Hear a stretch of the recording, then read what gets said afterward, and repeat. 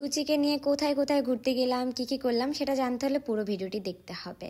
তো এখানে সব পেট লাভার্সদের ইনভাইট করা হয়েছিল, খুলনা পেট জুনের গ্র্যান্ড ওপেনিং ছিল, তো আমরা এখানে সবাই চলে গিয়েছিলাম।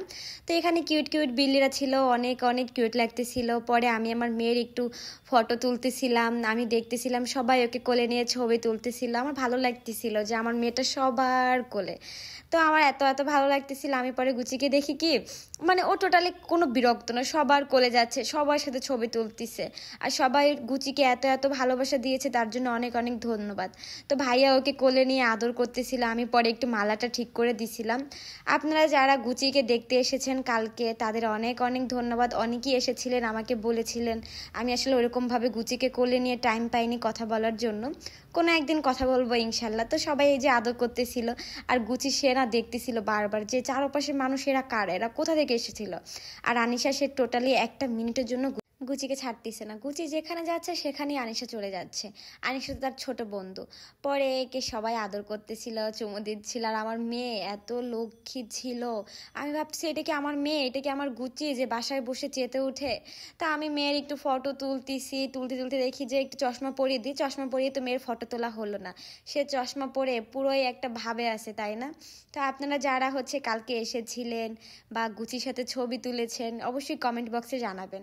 আর এই যে কিউট কিউট আপুরা গুচি ছবি তুলতেছিল, কোলে নিছিল।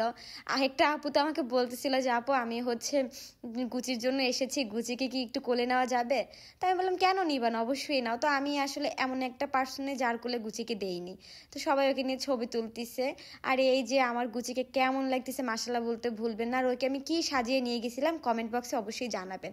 আর আপনারা কারা কারা কালকে আমার ভিডিও দেখে এসেছিলেন অবশ্যই কমেন্টে জানাবেন। আর এই যে আমার মেয়েকে সবাই আদর করতেছে, আমি এবার একটু কোলে নিয়ে দাঁড়িয়েছিলাম। আর এখানে পুরস্কার দেওয়া হচ্ছিল, যেমন খুশি তেমন সাজের। মাশাল্লাহ এত সুন্দর সুন্দর বাবুরা সেজে এসেছে, আর আসলে বুঝে উঠতে পারতেছিল না কাকে ফার্স্ট করবে, কাকে সেকেন্ড করবে, কাকে থার্ড করবে। তো সবাইকে ফার্স্ট সেকেন্ড থার্ড করেছিল। গুচিকে গিফট দিল, আমি গুচিকে বললাম তোমার গিফট তুমি ধরো। তো সাইড থেকে এত গাড়ি যাচ্ছিল, গুচি হালকা একটু ভয় পাচ্ছিল। পরে আমি এই বাপুটার সাথে গুচিকে পরিচয় করে দিচ্ছিলাম। আর এই আপুটার কথা বললেই তো নয়, এই আপুটা শুধুমাত্র গুচির জন্য এসেছে। আমাকে বলে আপু আমি তোমার সব ভিডিও দেখি, ওর আম্মু আমার ভিডিও দেখে, তুমি যদি আমার ভিডিও দেখে থাকো অবশ্যই কমেন্ট বক্সে জানাবা। তো এই যে এখানে ফ্রি চেক আপের কিন্তু ব্যবস্থা ছিল, ভাইয়াদের এখানে শপের একটু হালকা ভিডিও করতেছিলাম। আর এই বাবুটাকে দেখে আমার কোকোর কথা খুবই মনে পড়ে যাচ্ছিল। আমার কোকো থাকলেও তো এরকম থাকতো, তাই না? আমার কোকো একদম সেম এরকম। তো শপের ভিতরে কিন্তু সব ধরনের ক্যাট ফুড আছে, আপনারা যেয়ে নিতে পারেন। সব কিন্তু এখন বর্তমানে ওপেন আছে। তো আমি মেয়ের সাথে কিছু ফটো ছবি তুলতেছিলাম, সবাই এত এত ছবি তুলতেছিল যে আমি আমার মেয়ের সাথে ছবি তোলারই সময় পাচ্ছিলাম না। পরে সে একটু ক্লান্ত হয়ে গেছিল, আমি একটু শপের ভিতরে বসিয়ে দিছিলাম। আর সে একটা ক্লিপ পড়ছিল, ক্লিপটা খুলে দিছিল। তো অবশ্যই তার খালামণি চলে এসেছে, খালামণিদের কোলে বসে একটু ছবি তুলতেছিল। আর ভাইয়া বলতেছে কি এই কেকগুলো নাকি গুচির মতো কিউট কিউট কেক।